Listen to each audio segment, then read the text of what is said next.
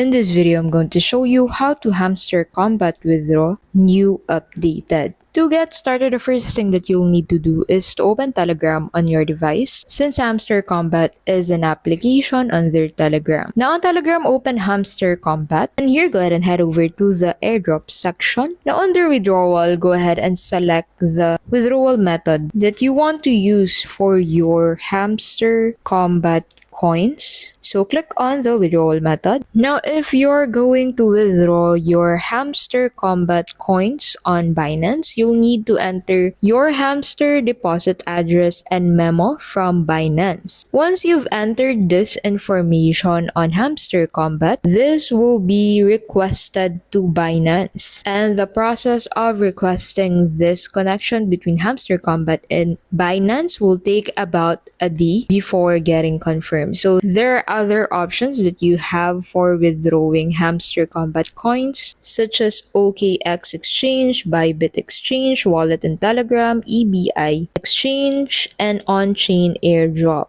And that's how you can simply connect Binance to Hamster Kombat and withdraw from Hamster Kombat using Binance. Thank you so much for watching, and I'll see you in the next video.